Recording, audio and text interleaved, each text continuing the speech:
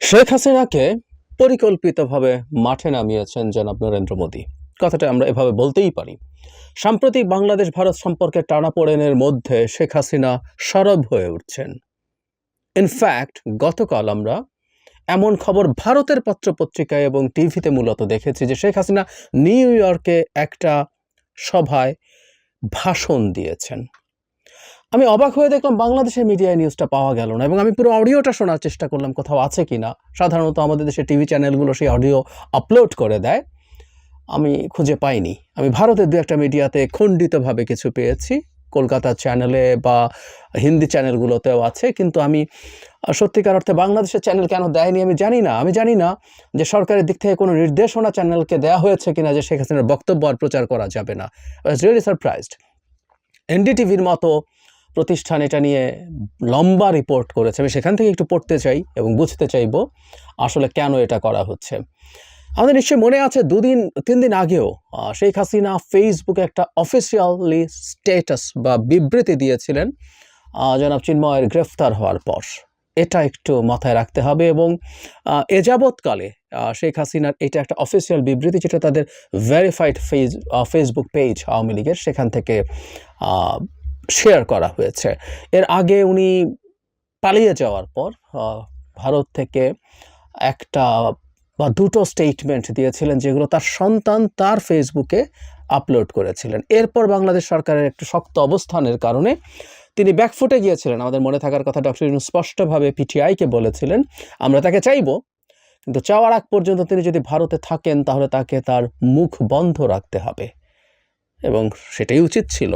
কিন্তু এরপর আমরা ধাপে ধাপে দেখলাম চুরি করে তার বক্তব্য সামনে ছাড়া হচ্ছে। কিন্তু এবার আরও স্পষ্ট, চুরি করে মানে তিনি ফোনে কারোর সাথে কথা বলছেন, সেটা রেকর্ড করে কেউ ছেড়ে দিচ্ছে। এটা পরিকল্পিতভাবেই, এগুলো ফাঁস না, এগুলো পরিকল্পিতভাবে ছাড়া হচ্ছিল। কিন্তু উনি এখন অফিসিয়ালি কথা বলছেন, এবং এনডিটিভিও ঠিক এই কথাটা উল্লেখ করেছে। আমি এনডিটিভির একটা জায়গা থেকে যদি একটু পড়ি, সেটা হচ্ছে, It was Sheikh Hasina's first public address after taking shelter in India following her resignation in August in the face of massive anti-government protests, though she had commented on the overall situation in Bangladesh. তার মানে প্রথম official public address উনি করেছেন, verbally. আগে statement দিয়েছেন, address করেছেন। এটা খুবই গুরুত্বপূর্ণ। উনি কি বলেছেন সেটা একটু শুনি।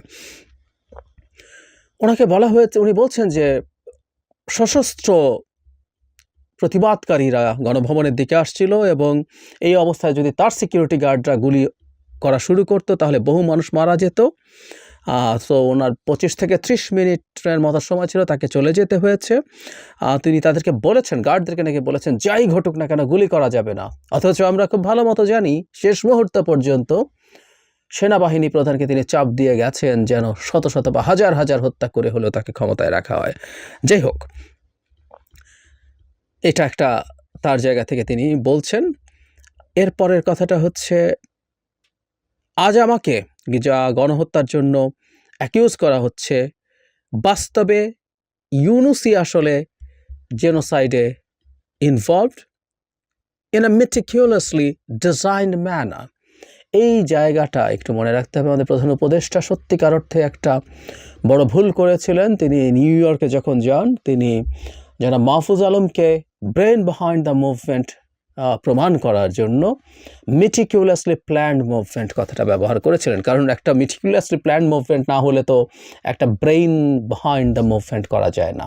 এটা একেবারেই ভুল। আমরা প্রতিবাদ করেছি তখনই প্রধান উপদেষ্টার বক্তব্যকে। এটা টেকনিক্যাল প্রবলেম কি আছে আমি সেদিকে যেতে চাইছি না, কারণ মেটিকুলাসলি প্ল্যান্ড মুভমেন্টও শেখ হাসিনাকে ফেলে দিলে কোনো সমস্যার কিছু নাই, দ্যাটস ফাইন। কিন্তু ইট ওয়াজ নট, এটা একটা স্পন্টেনিয়াস সারপ্রাইজিং ছিল, যেটা শেষ পর্যন্ত ঠেকেছিল শেখ হাসিনার পতনে।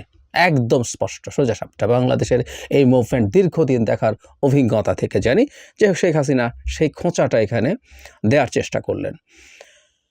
ইনি বলছেন, the master minds, the student coordinators and Yunus are behind this genocide.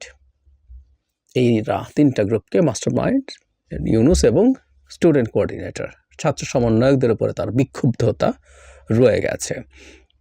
তিনি বলছেন, হিন্দু, বৌদ্ধ, খ্রিস্টান কেউ বাদ যায়নি, কারণ ডক্টর ইউনূস তাদের কাউকে প্রটেক্ট করতে পারেননি। চার্চ নাকি হামলা করা হয়েছে, টেম্পলস অ্যান্ড বুদ্ধিস্ট শ্রাইন্স সব কিছু নাকি ভাঙা হয়েছে, মন্দির এবং বুদ্ধিস্টদের প্যাগোডা। বলা হচ্ছে যখন হিন্দু প্রটেস্ট করেছে তখন ইসকন লিডার অ্যারেস্টেড। খেয়াল করি ISKCON leader, he is not in fact. আমরা প্রথম দিন থেকে বলছি এটাই ইন্ডিয়ান প্রোপাগ্যান্ডা। বাংলাদেশে ইসকন আজান দিয়ে সমাবেশ সংবাদ সম্মেলন করে ঘোষণা করছে যে তাকে বহিষ্কার করা হয়েছে, কিন্তু ভারতের বয়ান ও শেখ হাসিনার মুখে যে ইসকন লিডারকে অ্যারেস্ট করা হয়েছে। চিন্ময় দাস সম্পর্কে তিনি বলছেন কেন তাদেরকে, মাইনরিটিদেরকে এই পরিমাণ হামলা করা হচ্ছে, নির্যাতন করা হচ্ছে, তাদেরকে কেন আক্রমণ করা হচ্ছে। উনি বলছেন এখানে কোনো রকম কোনো জাস্টিস নেই। ইভেন নিজ সম্পর্কে বলছেন I've never got the time to resign.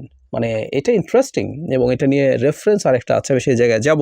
উনি যে মাঠে নেমেছেন, তাকে যে মাঠে নামিয়েছে মোদি এবং ভারতের security establishment, it's very clear now. উনি পদত্যাগ করতে পারেননি। আমি ভারতের একটা চ্যানেলে দেখলাম তাকে সাবেক প্রধানমন্ত্রী বলে যখন নিউজ কাস্টার কথা বলছেন, পরে একজন তথাকথিত বিশেষজ্ঞকে আনা হয়েছিল। ভারতের আসলে তো কোনো বিশেষজ্ঞটাকে দেখি না, এরা মূলত বিজেপির অ্যাক্টিভিস্ট সবাই। যাই হোক, সে বিশেষজ্ঞ এসে উপস্থাপিকাকে শুধরে দেন যে আপনি তাকে সাবেক প্রধানমন্ত্রী কেন বলছেন। তিনি কি পদত্যাগ করেছেন? তার পদত্যাগ নিয়ে যথেষ্ট অস্পষ্টতা আছে এবং তাকে টেকনিক্যালি সাবেক প্রধানমন্ত্রী বলা যাবে না, এই ধরনের কথা বলা হয়েছে। এই হয়েছে তার মোটামুটি কথাগুলো, কিন্তু যেটা সবচেয়ে আমি খুব বেশি আর যাব না, এখানে বিজয় দিবস উপলক্ষে এটা বলা হয়েছে, সেটা বলা হয়েছে, এবং বলা হয়েছে যে তাকে আসলে হত্যা করার উদ্দেশ্যেই এই যাবতীয় সব কিছু হয়েছে। তার বাবাকে বা পরিবারকে যেভাবে হত্যা করা হয়েছে সেটা। উনি বলছেন মানুষ যখন সমানে মারা যাচ্ছে তখন তিনি ডিসাইডেড টু লিভ, উনি পালিয়ে যাওয়ার সিদ্ধান্ত নিয়েছেন। এই হচ্ছে মোটামুটি কথা। কিন্তু এর সাথে একটা জিনিস একটু যোগ করতে চাই। একই ধরনের একটা সমাবেশের ডাক দেওয়া হয়েছে, মানবজমিন একটা ইন্টারেস্টিং নিউজ করেছে। 8 ডিসেম্বর যেখানে অনেক হাজারো নেতাকর্মীর উপস্থিতির চেষ্টা হচ্ছে, আয়োজক যুক্তরাষ্ট্র আওয়ামী লীগ শেখ হাসিনাকে প্রধানমন্ত্রী দাবি করে ওই আয়োজনে একটা পোস্টার করেছে, যেখানে প্রধান অতিথি হিসাবে শেখ হাসিনা বক্তব্য রাখবেন বলে প্রচার চলছে। খেয়াল করছি আমরা এখানেও প্রধানমন্ত্রী, তার মানে এই ন্যারেটিভটা আস্তে আস্তে সম্ভবত আসবে। এখানে উনি খুব জোর দিয়ে পদত্যাগ না করার কথা বলেছেন, এবং ব্রিটেনও একই রকম চেষ্টা। সুতরাং এখন এটা ভারত মোদি সরকারের পরিকল্পনায় ঘটনাটা ঘটছে। প্রশ্ন আসতে পারে কেন, এতে কি অর্জন করা যাচ্ছে, কি লাভ হবে তাদের। আমরা প্রাথমিকভাবে তাদের যে অর্জন সেটা হচ্ছে বাংলাদেশ সরকার এবং আমরা জনগণ, শেখ হাসিনা ওখানে বসে এরকম কথাবার্তা বলবেন, হুমকি দেবেন। উনি তার প্রকাশিত ফোন কলগুলোতে আমরা দেখেছি তিনি প্রচণ্ড হুমকি ধামকি দিচ্ছেন, আমাদের এসে দেখে নেবেন, ঘরে আগুন দেওয়ার কথা বলছেন। সো তিনি এখন আবার কথা বলছেন, এবং এখন ফর্মাল ফেসবুকে বলেছেন, এখন বক্তৃতা করেছেন একটা সমাবেশে, ছোট এটা, কিন্তু ব্রিটেনে এবার হাজার হাজার লোকজনকে জড়ো করে সেখানে আরেকটা বড় সমাবেশে তিনি ভাষণ দিতে চান প্রধানমন্ত্রী শেখ হাসিনা। এবং আমি ধারণা করি সেখানে শুধু অডিও না, সেখানে তাকে সম্ভবত কোনো একটা অ্যাপ ইউজ করে তাকে ভিডিওতে কানেক্ট করা হতে পারে, আমার ধারণা করি সেটা সম্ভাবনা আছে। নিজের পক্ষে অডিও তো হবে। সো এখানে আরও বড় একটা সমাবেশে তিনি বক্তৃতা করছেন। এটা বাংলাদেশ সরকারকে উনি ভারত আসলে জাস্ট বৃদ্ধাঙ্গুলি দেখাচ্ছে যে তোমাদেরকে আমরা পাত্তা টাত্তা দেই না, এবং তোমাদের সাথে যে রিলেশনশিপ আমাদের ছিল সেটাকে আমরা আরও ডাউনগ্রেড করছি। এই মেসেজ কূটনীতিতে দেওয়া হয় নানা ফর্মে, যে আমি সম্পর্কটাকে ডাউনগ্রেড করছি কিনা এই মেসেজ দেওয়া হচ্ছে। এবং আমি মনে করি ডক্টর ইউনূসের ওপরে চাপ তৈরি করার জন্য, চাপ আরও বাড়ানোর জন্য শেখ হাসিনা এখনও প্রধানমন্ত্রী, শেখ হাসিনা পদত্যাগ যেহেতু করেননি সেহেতু তিনি ভ্যালিড প্রধানমন্ত্রী। যদিও ভারতের সরকার, আমাদের মনে আছে যে তাকে পররাষ্ট্র ব্রিফিংয়ে যখন জিজ্ঞেস করা হয়েছিল তখন যিনি ব্রিফিং করছিলেন তিনি তাকে সাবেক প্রধানমন্ত্রী হিসেবে বলেছিলেন, কিন্তু যেটা হয় তাদের মিডিয়াতেই হাইপ, এই আলোচনা, এই শোরগোল তারা তুলে দেবে, এটা ধারণা করতে পারি।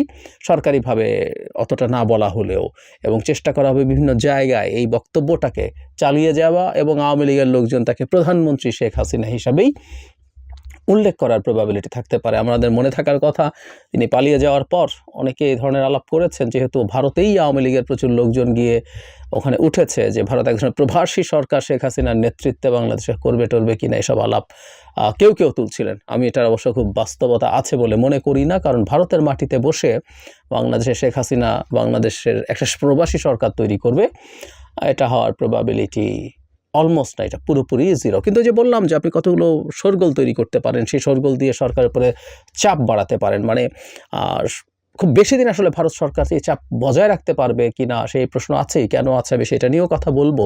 কিন্তু যেহেতু তারা এই চাপের পর্যায়ে নেমে গেছে, সেই নেমে যাওয়ার কারণে এখন আরও বেশি চাপযুক্ত করার চেষ্টা তারা করছে। এতে লাভ খুব বেশি হবে না। আসলে আমরা আগেও বলেছি, শেখ হাসিনা যখনই কথা বলেন, যতবার কথা বলেন, ততবার আসলে সেটা বাংলাদেশের শেখ হাসিনা বিরোধীদেরকে আরও ইউনিফাই করে।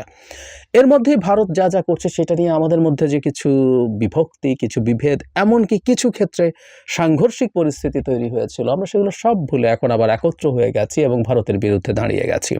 এবং সেইটার মধ্যে শেখ হাসিনার যদি এরকম অফিসিয়াল বক্তব্য আসতে থাকে, সেগুলো আমাদেরকে দিনের শেষে আরও বেশি, আমাদের ইউনিটিকে আরও বেশি স্ট্রং করবে, কোনো সন্দেহ নাই।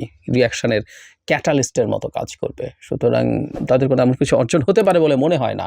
মানে ভারত রাষ্ট্রটা তার পররাষ্ট্রনীতি, তথাকথিত পররাষ্ট্রনীতি, তাদের কোনো পররাষ্ট্রনীতি আদতে বা আদৌ আছে কি না এই প্রশ্ন যে কেউ করতে পারেন।